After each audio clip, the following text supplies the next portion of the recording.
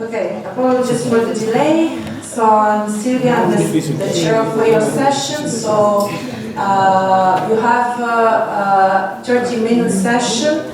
If you speak for 25 minutes, then you have time for the discussion for 5 minutes question. Okay. So our next speaker is Anupam Mazumdar. He will talk about witnessing quantum gravity by entanglement. Thank you very much. I leave it to you, Anupam.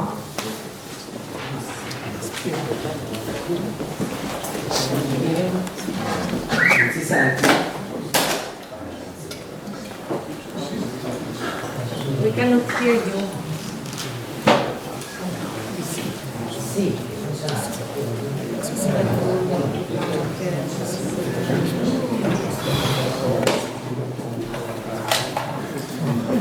So 1 second. We need to change the link out. So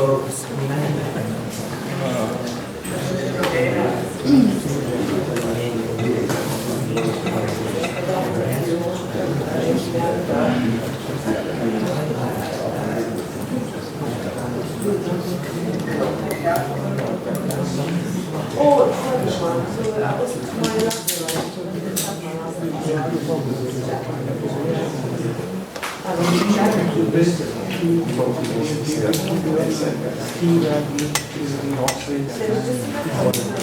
which has both the unit and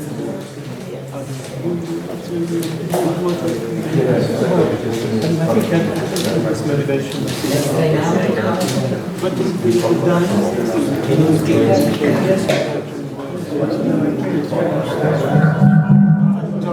can you l'audio abbassa? Let's try.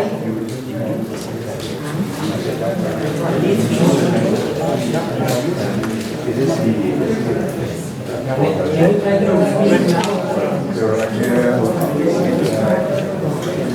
Can you try to get the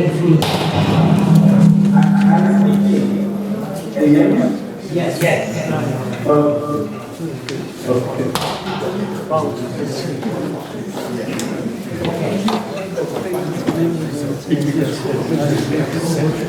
Please.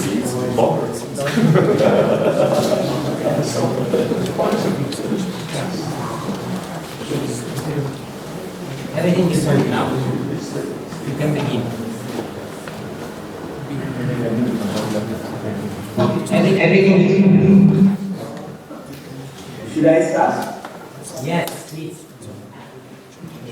Okay, first of all, let me thank the organizers and Hans Thomas for accommodating my talk, especially given the fact that unfortunately I could not make it, so it's really sad that I could not make it. But I would like to thank all the organizers and all the participants for this inconvenience. There are a couple of very interesting talks in the morning and I had a chance to catch up. So I'm going to talk about witnessing quantum gravity by entanglement. It's known as the Two-Gem protocol.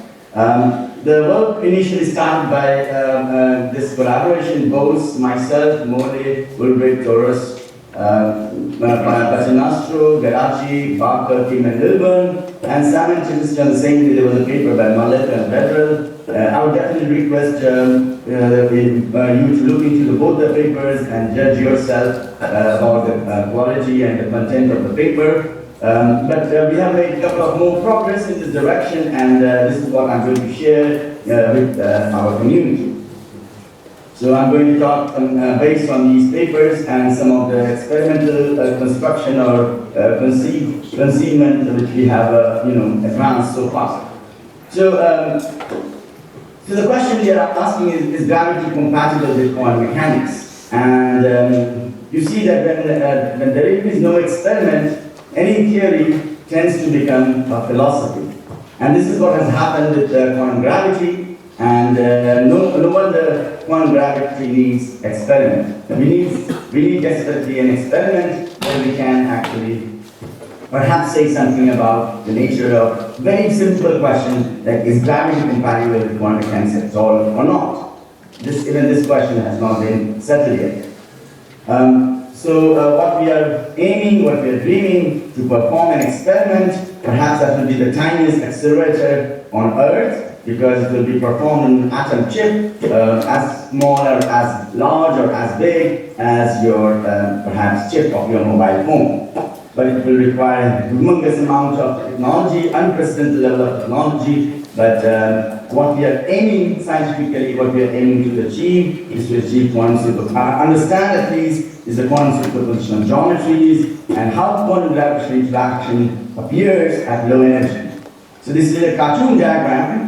This is the superposition on the left-hand side for system 1, and then the superposition of similar superposition for system 2. They're separated in with a spatial distance.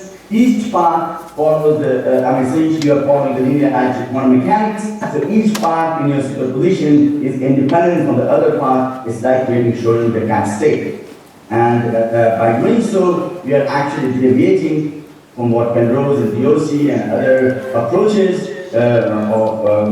essentially of quantum mechanics with the massive systems. So essentially, what it boils down to, we are believing in quantum field theory. This is the belief. This is of course, one can test this hypothesis, of course, and then we are saying that we can reach the non-relativistic quantum mechanics in an appropriate limit, exactly the same way as general relativity does not throw away Newtonian mechanics. In a similar way, in similar sense, quantum field theory should not throw away quantum mechanics in an appropriate limit. It should recover all the good properties of quantum mechanics. So what we want to understand, what we want to learn, there are various questions which we can try to understand, and there are many more. But first of all, we are trying to understand the foundations of quantum mechanics in gravity. Is gravity classical or quantum? Is it being mediated by some interaction, by some quanta, such as photons being mediated in QED? Is graviton is responsible for mediating the quantum interaction, the force between two masses? Is it massless? Is it massive? How many degrees of freedom it has? All these kind of questions perhaps we can understand. Of course, it will take every level of sophistication as we want to understand some of these questions. We can understand the Platon hypothesis coming from string theory. We can go into the regime of quantum equivalence principle, which is completely beyond the current tests, because all the current tests of equivalence principle rely on the classical nature of gravity. We can go beyond that. Of course, we will use some technologies such as entanglement tomography, and time permits. I will talk about it. There are some non-perturbability aspects of quantum gravity we can perhaps tap.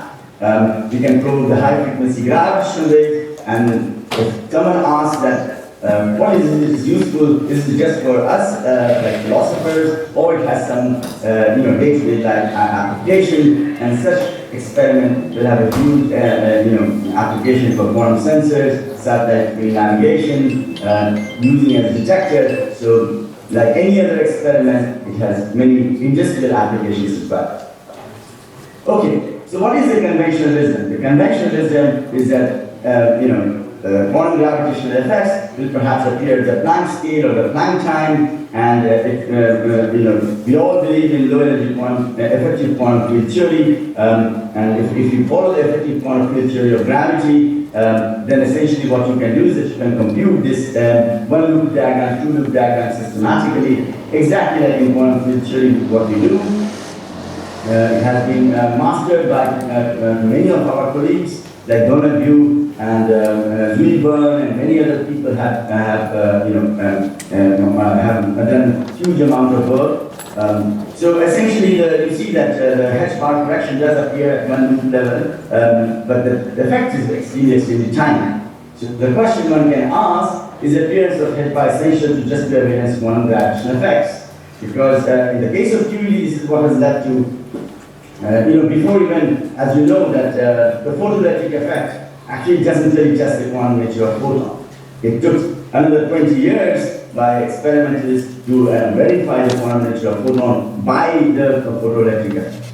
But even before that, there was effects such as dam shift. which was actually accounting for the hedge bar correction, and the right language to describe lampshade is just from QED, and the experiment by Rutherford actually confirmed that. So essentially, of course, if you can see hedge bar effect, that would be fantastic, but in the case of gravity, it's a very, very tiny effect. So what can you do?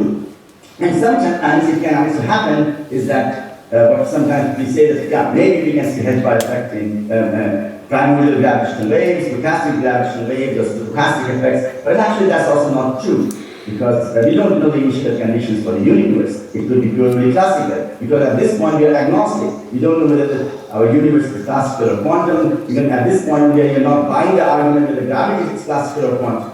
So in principle, some of the effects which we see in the sky can also be mimicked by purely classical initial conditions. Maybe they're ugly. I'm not saying that, I'm not vouching for them. Maybe they are very ugly, but it can be mimicked. But as an experimentalist, our duty is to distinguish, how can you distinguish whether it's a quantum effect or classical? And even then it's nearly impossible, because you need different time correlations, and it has been discussed by many cosmologists, by Stravinsky, Benin, and the French group has been very active in that direction. So what we can do? So what we can do is to look for the evidence of quantum nature by using quantum correlations. And this is what this is the philosophy which I'm going to take today to understand the quantum nature of space-time as well. So the plan of my talk is to introduce this protocol. As I said, many times I've noticed that people call it a BMD protocol, but I don't want to politicize it. I just want to discuss the physical aspects of it. It's very simple. It's a name which is known as QGEM protocol, quantum gravity-induced entanglement of masses.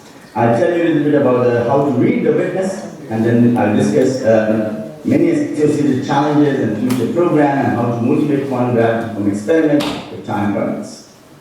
So, many of these effects, you may wonder that why this effect of G is very tiny, H bar is very tiny, how could you still see some quantum effects just due to gravity? And the effect which we are actually aiming to understand is the phase.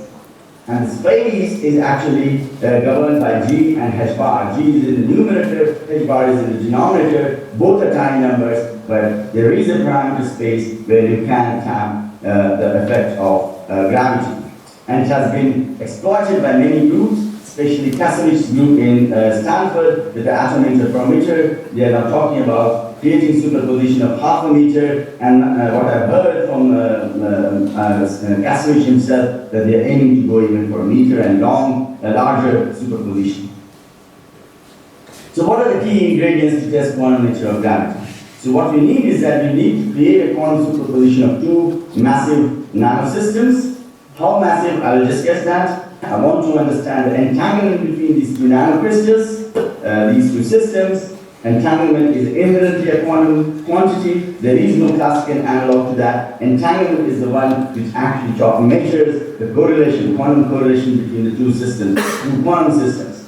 And then I will talk a little bit about classical communication, which cannot lead to entanglement. So before I go into the details, let me give you some of the numbers, and let me tell you how challenging it is to do this experiment.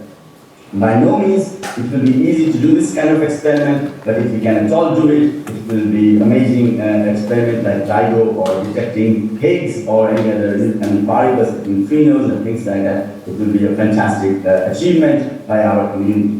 So what we want to achieve is the quantum superposition of masses. Again, I'm showing you this, flashing you this picture, because that's the essence of this cartoon picture. You have a superposition of system 1 on one hand side, and you have a similar superposition on the other hand side. And imagine for the time being that there is no other interaction.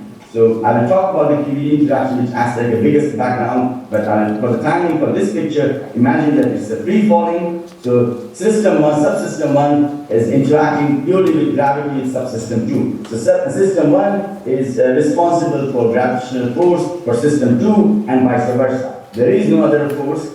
You can, by freely falling, you're trying to negate the Earth's gravitational potential, because that is your biggest background. So that's the reason we want to perform this experiment in a freely falling system. And we are again leaving for the rest of my talk I'm buying this argument of quantum mechanics, the trajectories are independent, but what you need in order to measure this, do this experiment and measure anything relevant is the entanglement phase, and if that has to be order 1, then you need to create this Schrodinger cat state for mass as massive as 10 to the minus 14, 10 to the minus 15 kilogram system.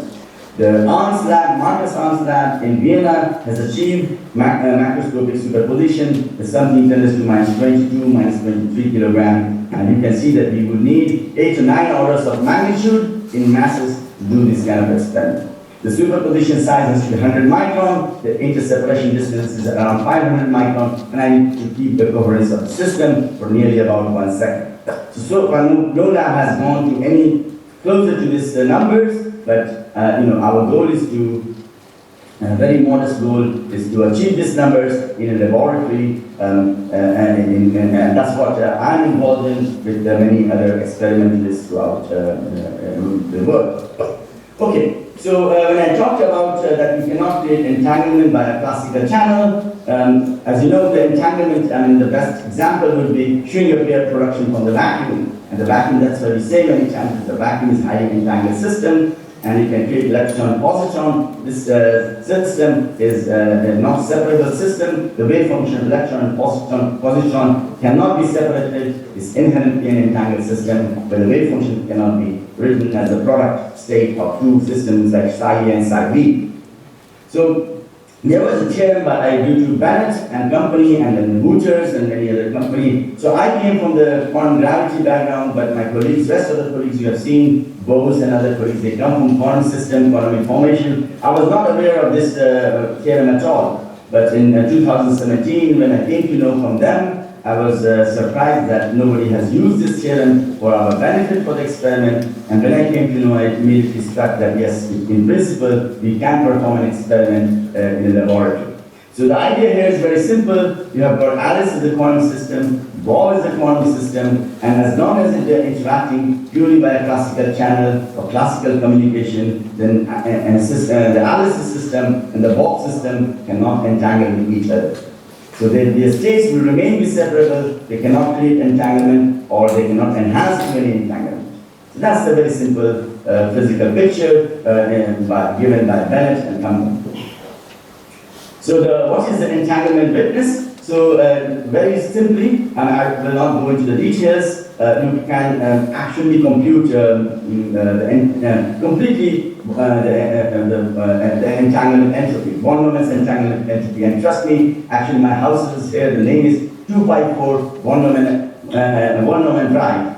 But anyway, that's a side story. But you can compute entanglement entropy either by a one moment entanglement entropy, or because we are dealing with a bipartite system, you can compute the concurrence of this two system. But it's very expensive to do this, compute all the bases, because you're measuring the spin basis, sigma x, sigma y, sigma z. It's very expensive. So what experimenters like to do is to compute the entanglement witness. And the definition of entanglement witness is that on one hand side, imagine you have a plane, and on the plane you have a separable part as well as the entanglement part. So if there is an island where all the states are separable, then the boundary between separable and entangled space is what is called as a witness. So W1 witness is much more sharper than the witness coming from W2. And the definition of the witness will be, one particular example would be, there are many witnesses because the basis dependent quantity, so you can construct basis dependent quantities. So the one particular witness will be the one which I have written in the green. For this, if you can measure the W times the density matrix, if it is less than 0 or at least one density matrix, then you can ascertain that the two systems are entangled. So just to give you an example, a very simple layman's example, something which you can teach it to even undergraduate students, and it's actually in undergraduate physics, which I'm going to talk about, nothing very fancy about quantum gravity or quantum mechanics or quantum field theory. So imagine you have two systems, A and B. Imagine that they are in the ground state, and each one of them, they have their own Hamiltonian given by HA and HB. And let's say that you switch on some interaction between them, which is given by lambda HKB. So you are doing a quantum correlation theory. And lambda is a bookkeeper's number. Imagine this HAB is very tiny quantity. Then what will happen is that when you switch on this interaction, HAB, it's a quantum Hamiltonian quantum interaction, then your initial state will evolve from ground state to some final state. So let's discuss in a Schmidt basis or the number basis, where your final state can be now written in terms of product of two number states, as I've written in the first term, and the second term is the one which is interesting. So if the second part is 0, imagine if C and N is term is 0, then essentially you can show it's nothing but the product state. So the initial state remains the product state. And C and N contains all the information of the perturbation given by our quantum Hamiltonian HAB. So this is the place where LOQC and LOCC enters. So C and N is if C and N is non-zero, essentially the system gets entangled. Because you can compute the CNN in the perturbation theory, and you can see that if a HAB is an operator value interaction, in general it will be non-zero, but if it's purely a classical Hamiltonian HAB, then it will be 0. So let's take a simple example of two harmonic oscillators. You have got A and B. You know the harmonic oscillator states. Individually you can write down the Hamiltonian for A and B. And imagine now you switch on the gravity. So here I'm following the approach of perturbative quantum gravity. So I'm perturbing eta mu, the Minkowski spacetime, by a tiny fluctuation, and I'm quantizing that tiny fluctuation. So I know how to quantize this tiny fluctuation. It goes back in the days of Gupta, Burr, and many others, Calvers, Kibble, and many other people have contributed to this. So in principle, you can quantize this, and you can ask a very simple question. So the moment you switch on your gravity, what is the change in the Hamiltonian, change in the energy due to the presence of this gravity and the two harmonic oscillator states? So this is the calculation which I'm going to do. You know the interaction between the graviton and the energy momentum tensor. You can quantize the one particle graviton state exactly as you do with the quantization of one particle photon state, and you can compute the Hamiltonian. And this Hamiltonian, the change in the energy, is exactly the Hamiltonian which our colleagues have computed from quantum field theory by scattering, by Bernard, Bohr, Holstein, Rieburn, and many other colleagues have computed it. Nowadays, people can go to the 7 post-Newtonian correction. 7 post-Newtonian is the corrections due to 1/c.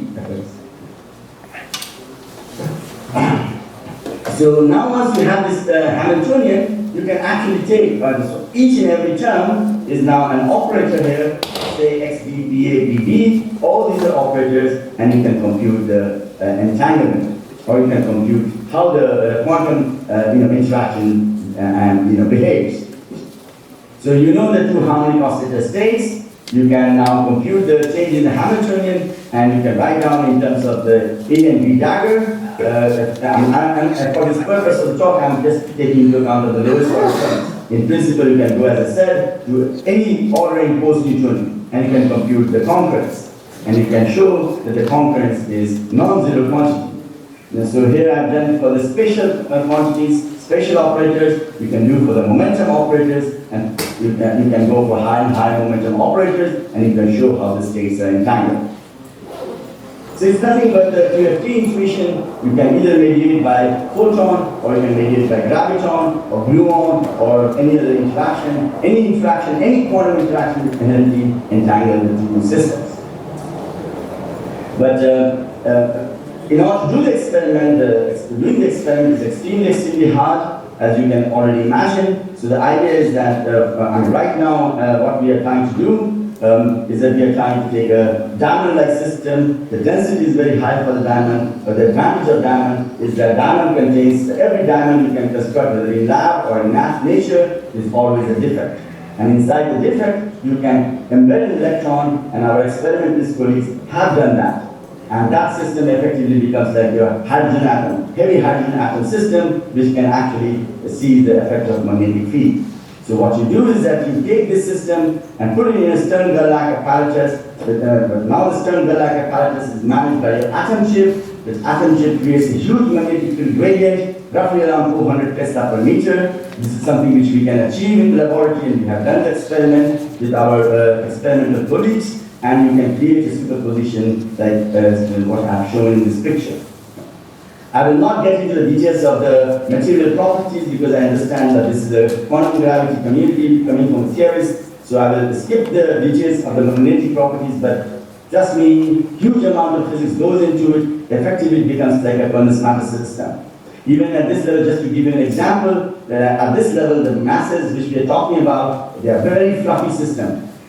Even before going to quantum gravity, what's happening is the phonon vibrations can cause huge amount of trouble to decoherent the system. So the question is, how do you generate effective mass for the phonon? And we are using various techniques which essentially come from the high energy physics community. So we are using the techniques such as creating holes inside your diamond to generate an effective mass because the phonons see an infrared mass. So there are huge amount of interesting technology which we are trying to use for the first time, even to learn some condensed matter behavior for the diamond-like system.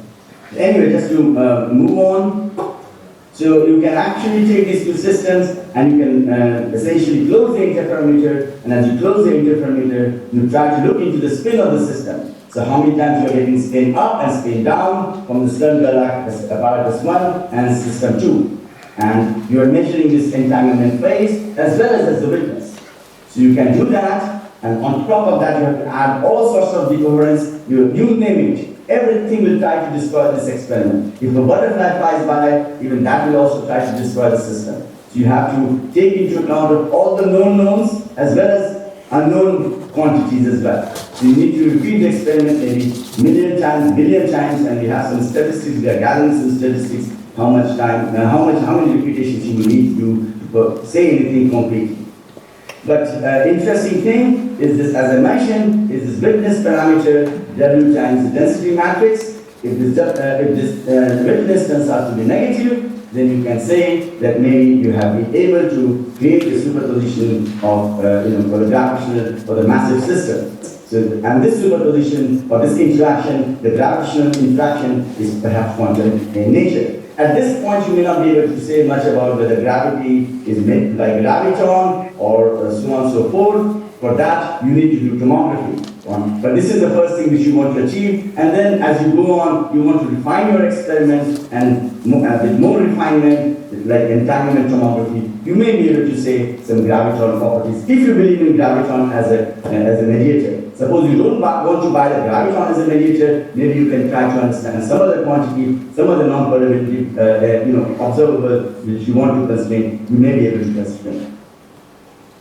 But before that, even the system which we are talking about has dipole, and this dipole can also mess up with your experiment because it's essentially photon-mediated interaction, and this can lead to entanglement. So you need to make sure that gravity-induced entanglement is at least 10 times greater than the photon-mediated interaction. And this, in order to do that, you need to make sure this parameter which I have spoken about, and exactly the parameter of the mass, the delta x, d, is required to make sure the gravity-induced entanglement is at least 10 times bigger than your the Casimir or dipole-induced entanglement.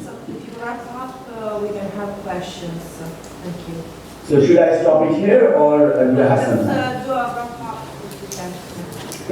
Sure, absolutely. So since my time is coming up, so there are numerous challenges. There is no dearth of challenges, and I don't want to hide the challenges. There are Humpty Dumpty affair. There is closing one loop interferometer, avoiding black body radiation. You name it. There are everything which will destroy the coherence of the system. But despite of all this, we have done the first experiment where we have managed to show this proof of principle experiment, where we have managed to show how to create a superposition with an atom chip. And of course, I'm not an experimentalist, I'm mostly coming from the theories, but our colleagues from Israel have performed this experiment and shown that it is possible to create a Schrödinger state, but for mass, which is 10 to the minus 21 kilogram with 100 million atoms.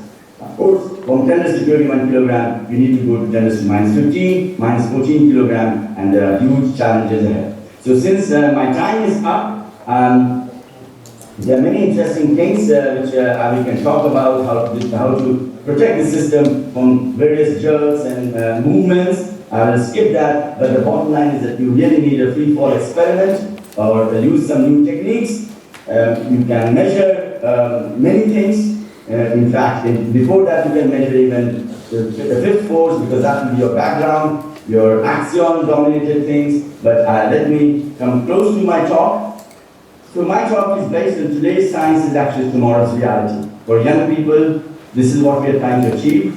We can try to create the longest coherence system, best levitation device, best vacuum on Earth, ground state cooling, unprecedented control on cooling, innovative material science and condensed matter. So this one protocol which touches upon all branches of physics, and the bottom line is that we may be able to understand a very, very hard question, what we are talking about, whether we can put gravity in a quantum superposition or not.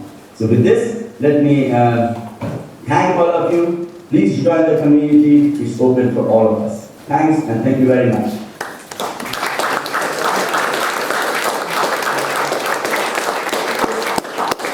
Thank you very much for your talk. It was very, very interesting. So questions?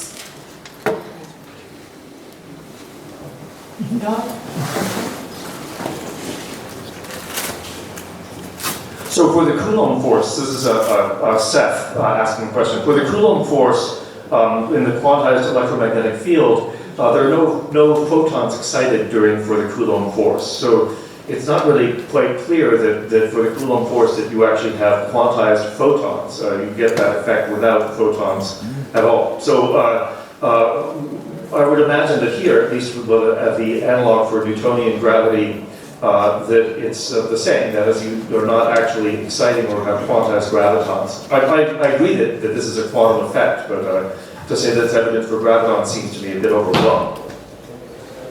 He couldn't hear you well. Sorry. Okay, no. Can you repeat the question? I emitted a lot of photons. I don't see why not. Yeah. For the Coulomb force in quantized electrodynamics, there are no photons involved in the Coulomb interaction. Nonetheless, you can entangle electrons via it. So it seems to me a bit overblown to say in the analogous Newtonian gravitation that gravitons are involved, quantized gravitons are involved. That's right. Excuse me, I did not hear the full question, but if I understand your point is that, for instance, it's just because of the audio I could not understand very well. But if I understand you are talking about that, you can, it's true that even if you have a charged particle, you can entangle the charged particle, the ions with the QED interaction, with the photon interaction, and this has been tested in a laboratory. So now we want to just go one step ahead, and we want to say, if gravity is being mediated by some quantum, doesn't really matter what kind of quantum, doesn't really look any entanglement or not. And your answer, and your question is exactly what I get trying to do. You can do the experiment, it's extremely Oh, sorry, my point was the opposite. When you entangle ions via the Coulomb interaction, there are no photons involved. You look at the quantization of the electromagnetic field. If there is no if there is no photon, then there is no essentially entanglement, and this has also been shown in a laboratory. I disagree. Okay, that's fine, but there is an experimental proof, and people have done Okay, in experiments. principle, there is no more time, but since our speaker is not here, let's, I think, grant a couple of questions. So, Jeremy and three questions. This is a comment about Seth's question. It also, I think, might relate to Thomas's earlier question.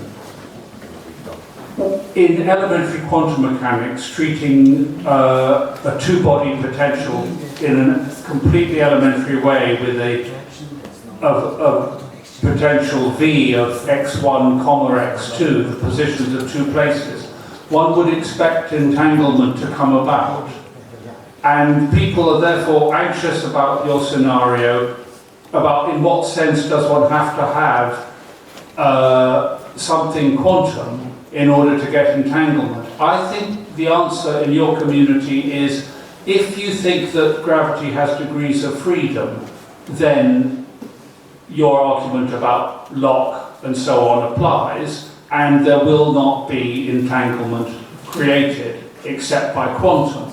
I think that the QED comment by Seth is very germane, because in classical electromagnetism, when you split the field into the electrostatic part and the radiative part, you are in effect saying that I wish to look at non-propagating degrees of freedom, that's the Coulomb part, given by the Gauss constraint.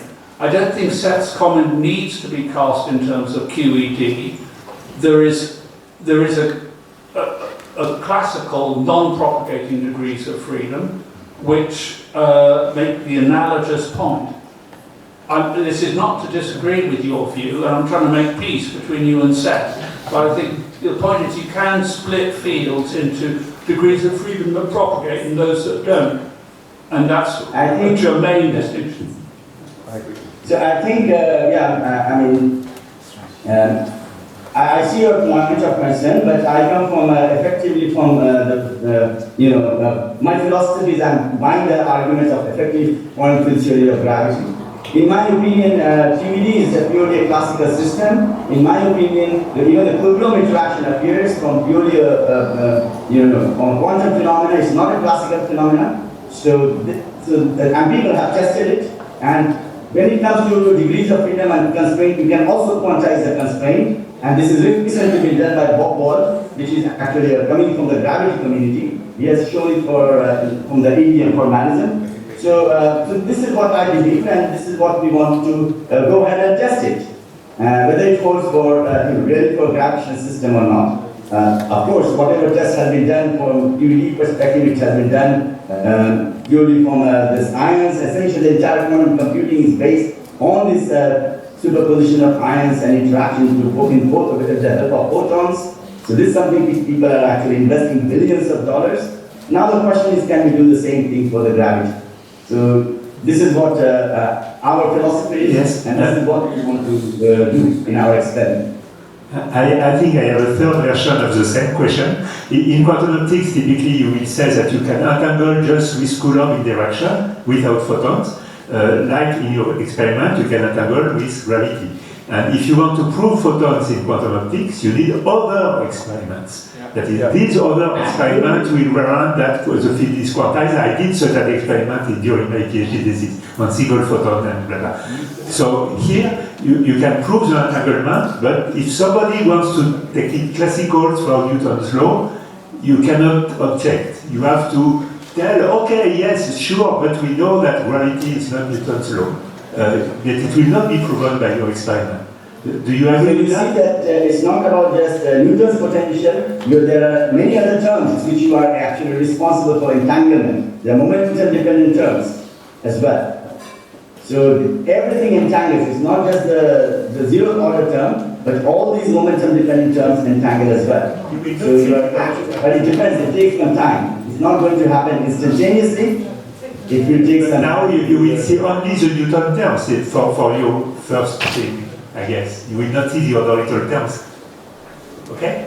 I'm sorry, I don't understand your question. Okay. You can send me an email if you can discuss. Exactly. It's better to discuss it by email. We thank our speaker again, and we will go to lunch now.